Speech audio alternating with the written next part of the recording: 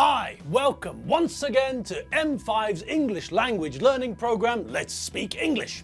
I'm Gav Duncan and I'm here on your TV to help you learn English. Now, are you sitting comfortably? Yes? Good. And are you ready for today's lesson? Yes? Good. Okay, well let's learn English together. Hello everyone. Hello to you all. Hello and welcome to the best day this week has produced so far. Yes, you know it, people, and I know it too. I know that you know, and you also know that I know. I know that we know, and you know that we know. We all know what we know, and we all know that we know what we know. So, now that we all know that, let's think about what today means. It's Friday, the last day of the standard working week, and that means that tonight's going to be the best night of the week. I'm sure you all agree, even for old men like me. Yes, it's true. As of this morning, I'm a whole year older than I was just yesterday. And although I don't have a Zimmer frame just yet, it's only a matter of, what, another 30 or 40 years before I might need one. And remember, it might be time to start thinking about the standard Zimmer frame, or the more dangerous variety, the one with 2 wheels attached.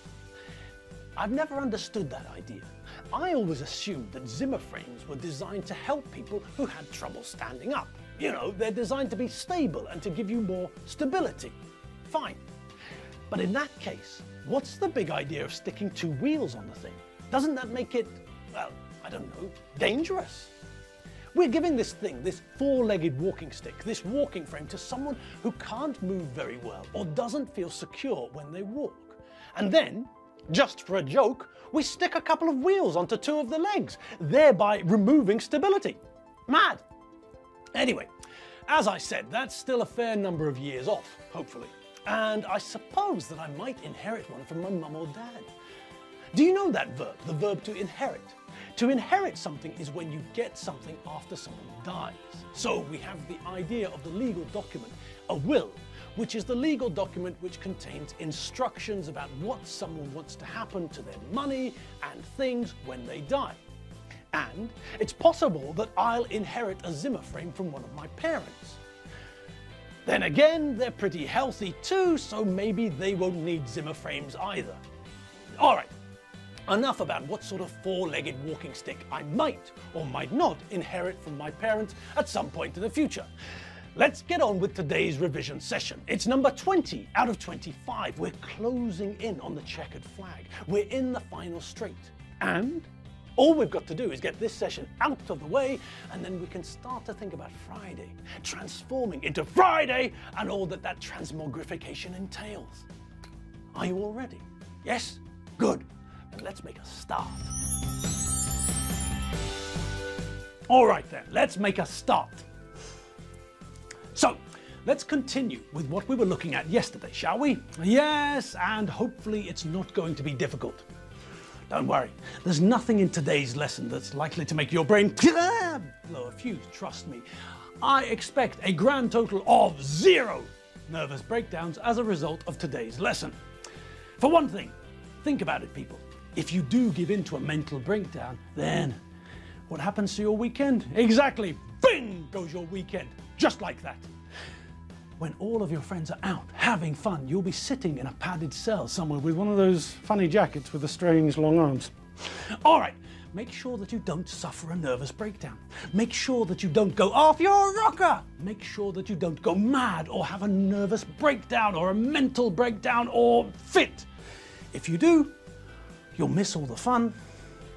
All right, now what else was there? What other vocabulary did we hear when I was conversing, when I was having a conversation with Enid?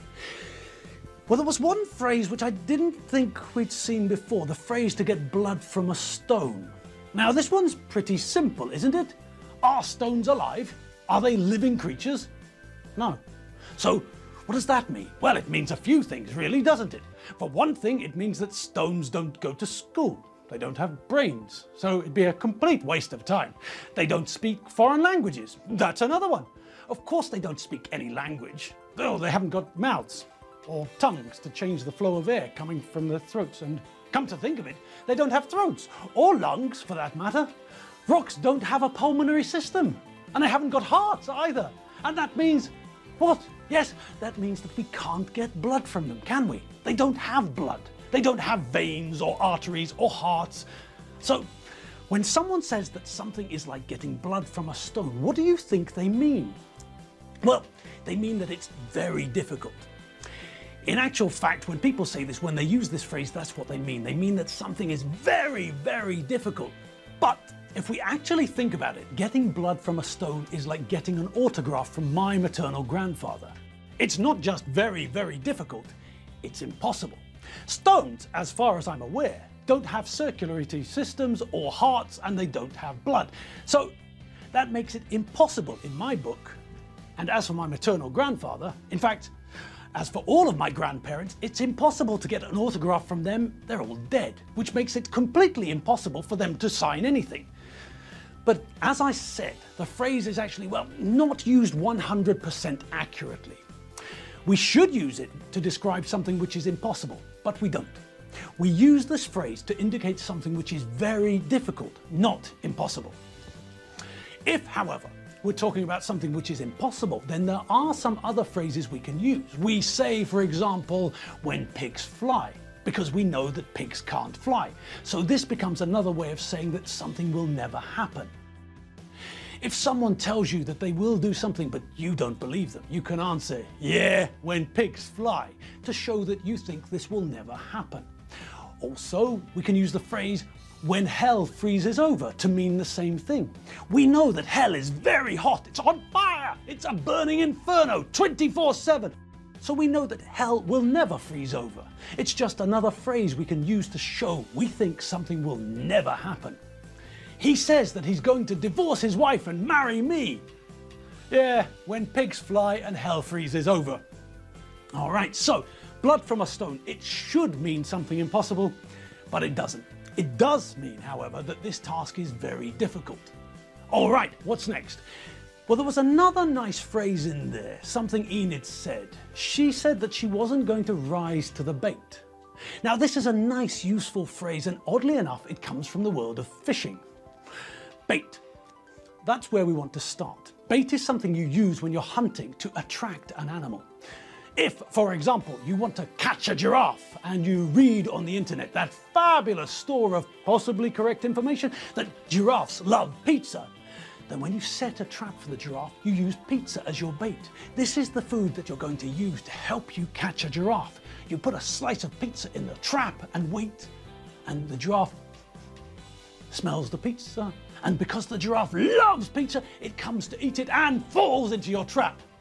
Okay, so if you're hunting a giraffe, you use pizza as bait. But if you're fishing, then you have to use something else. Everyone knows that fish can't stand the taste of pizza. I think it's the tomato sauce. I read on the internet that fish don't like tomato sauce. Anyway, if you go fishing, if you want to catch a fish, you need bait. You need some sort of food that fish like to attract them to your hook or net. You need some bait to tempt them, to lure them to the hook at the end of your fishing line.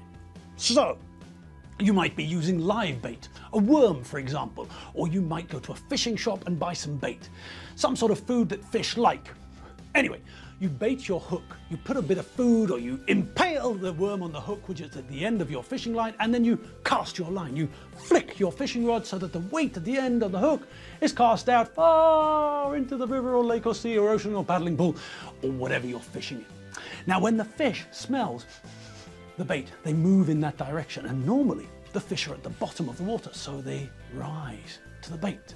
They rise, they come up to the bait. If you're lucky, the fish rise to the bait, try to eat the bait on the hook, get the hook stuck in their mouth, start to panic and dance about and things, shouting help and things like that. And that's when you see the little rubber ring dancing about, the signal that you've got a bite.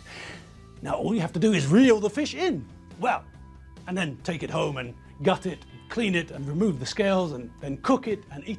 Honestly, it might be easier to order a takeaway pizza and give the fish to the cat. Just a suggestion. Okay, now back to where we were. Enid said that she wasn't going to rise to the bait. So, what do you think she meant when she said that? Yes, she was saying that she had recognized the bait. It's a trap.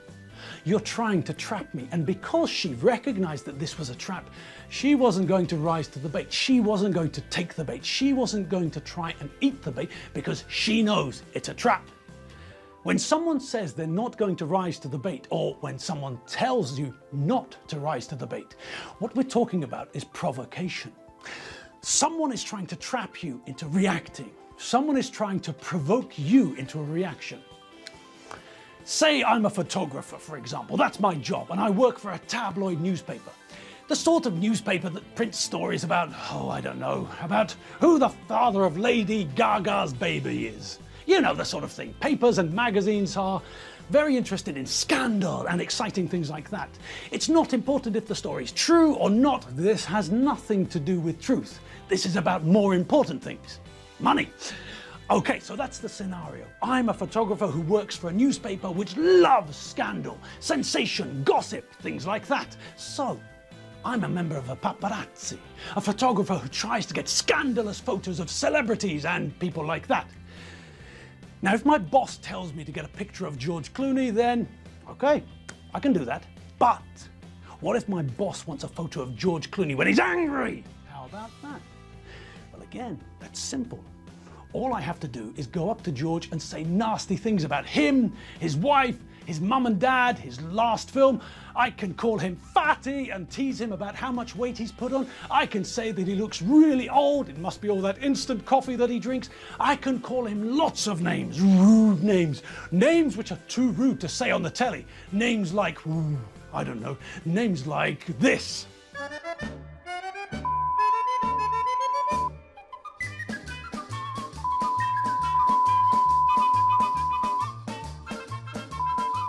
Pretty rude, eh? Yes. I'm glad you're all sitting down. Has anyone fainted? No? Whew. Thank God for that. Okay, now, what do I want? I want George to react, don't I? Yes, I want him to be offended by what I say to him. This is all part of my plan, my master plan. Insult George. Call him all the nasty, rude names I can think of, and then when he takes the bait, when he rises to the bait, when he falls into my trap, then when he turns into the Incredible Hulk and tries to kill me, that's when I take some photos, and then run away. Obviously, very quickly. And then I can go to my boss, give him the photos, and the newspaper can print a story to make lots of money.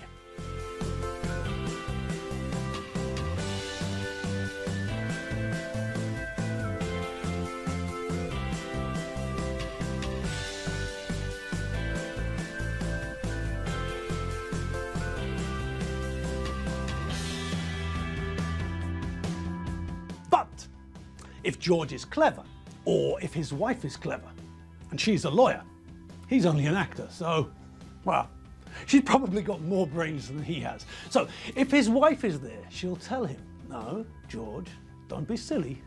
That's a member of a paparazzi. He's trying to get you to react. He wants you to react. He wants you to fall into his trap. Stay calm. Think of green fields of grass and other nice things. Think about sheep and goats and ignore him. Whatever you do, don't rise to the bait. So that's all that it means. Fish get caught, fish get trapped, fish get caught, killed, gutted and eaten. But if you're clever, if you're not stupid like a daft fish, you can remain calm in the face of provocation and not rise to the bait. That way you win. And that's your lot. Yes, that's all the time we've got for you today. And now the time has come for us to part. So, let me leave you hoping that you have as great a night tonight as I plan to have. Have a great night. But before you start your fantastic Friday, before you begin the countdown to the event of the evening, remember to take care of the chores and the animals. After that, it'll be time to take care of yourselves. So, hit the shower, get in, get wet, get all soapy, wash the soap out of your eyes before you start to cry like a big Jessie. Get shampoo onto your hair, rinse and repeat, condition your hair, and then get out of the shower and dry yourself off. Then make yourself gorgeous. A little bit of gel in your hair, some hairspray perhaps, makeup, well, not for me, but knock yourself out. Foundation, eyeliner, lipstick, blusher, whatever else you need. But Although all that stuff is optional, we know what isn't optional, don't we? Yes, blast your armpits with antiperspirant. Make sure that you smell like a rose, not like a rose which a homeless dinosaur has been sitting on all day. All right, people, whatever you do, remember to have fun doing it. I'll see you all on Monday. Have a great weekend, have fun, see you on Monday, see you later. www.mediaclick.hu. Bye!